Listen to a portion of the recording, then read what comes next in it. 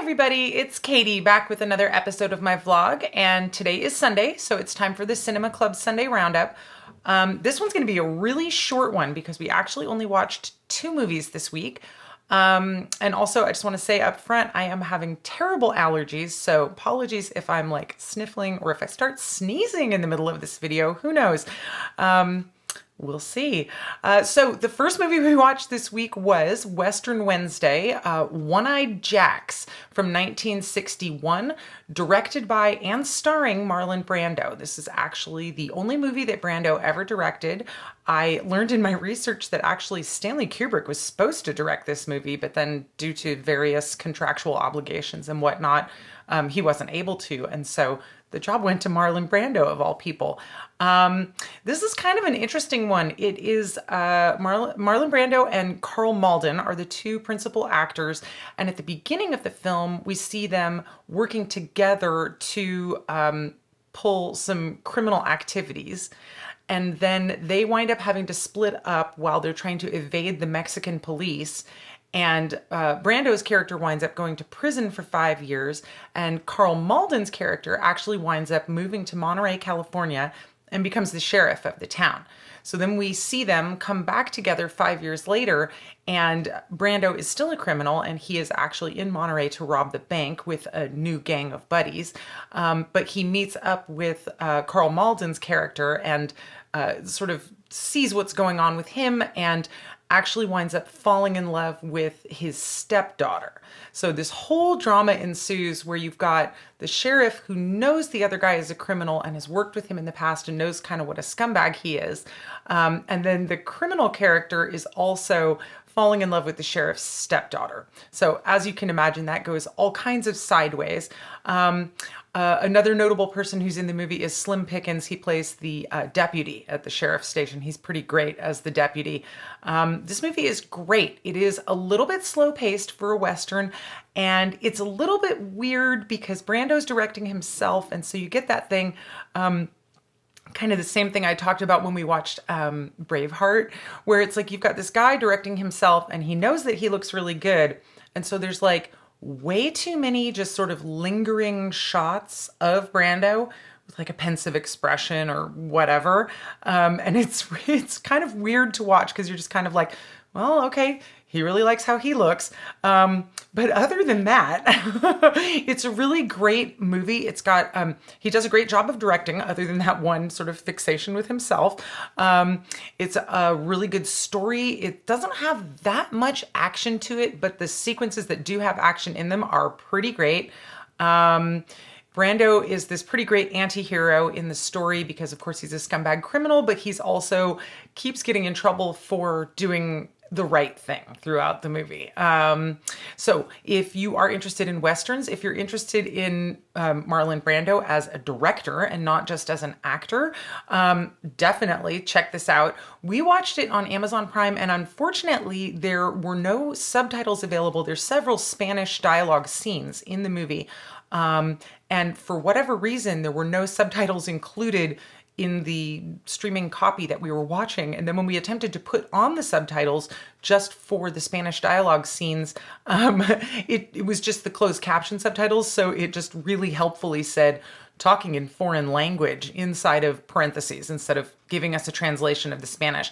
My Spanish is good enough, and the actors do a good enough job of, you know, pantomiming what they're actually talking about that it's pretty easy to follow along. But it really would have been better if there was some actual subtitles for the Spanish language scenes. So that would be the one downside of that. I don't know if there's other places to watch it online that do include the subtitles for the Spanish language scenes, but you might want to check in a review before you screen anything if you're looking for that, obviously. The next night after we watched One-Eyed Jacks, we watched 1983 Christine, directed by John Carpenter, of course adapted by from the Stephen King novel of the same name. I didn't realize this, but when I was doing my research, apparently the producer of the movie was friends with Stephen King, and he actually got to read the manuscripts for Christine and Cujo before either of those books were actually published. And he liked the idea of Christine so much that he purchased the rights to make it into a movie before the book was ever published. And they actually started filming on this movie like days after the book was published, which is pretty crazy as far as a turnaround time goes. So Christine is the classic horror story about a possessed car, a 1958 Plymouth Fury, who goes around killing guys. It's pretty great. It's very fun. The actors who play the kids in the movie, they're all supposed to be like seniors in high school, but these guys are all like in their mid-20s and they look way too old. It's just like, what? But other than that, like casting decision, and they did that a lot in the 80s. Like, I guess they still do, but man, these like mid-20s actors playing people who are supposed to be in high school is always weird. Anyhow, we've got this guy who's kind of a picked on, bullied character at high school, and he becomes obsessed with this car. He buys it to fix it up. The car is possessed and starts fixing herself, and the bullies from the school, in order to attack the character, decide to smash up his car. Christine then fixes herself and goes on a murderous rampage of going around offing these bullies one by one, which is incredibly satisfying. The special effects held up incredibly well. The scene where the car fixes herself is awesome.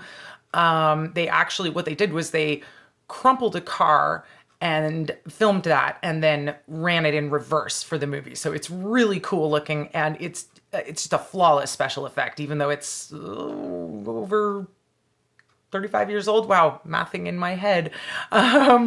It's incredible. It's a really fun movie to watch. It's, not the greatest acting, but it's fun. It's got great direction because it's John Carpenter, and great use of color and framing, and of course music. Not the soundtrack, but the score is by John Carpenter with Alan Howarth, his frequent collaborator. Electronic music, it's pretty great. Of course, it's very satisfying to watch a beautiful old classic car driving around. You guys know I'm a car person. This is a gorgeous car. Late 50s is probably my second favorite era for American cars, right after 70s muscle cars.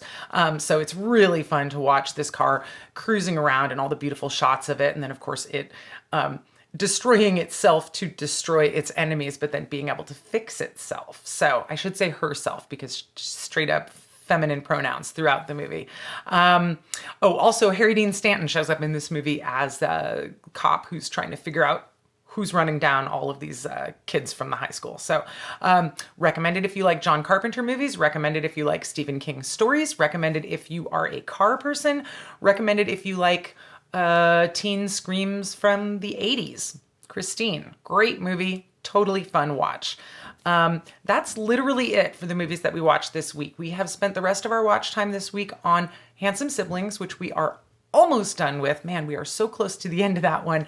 And we actually just started watching Heidi, Girl of the Alps, which is the 1974 anime series made by Isao Takahata and Hayao Miyazaki in the sort of pre-Studio Ghibli days, amongst other people who worked on the show.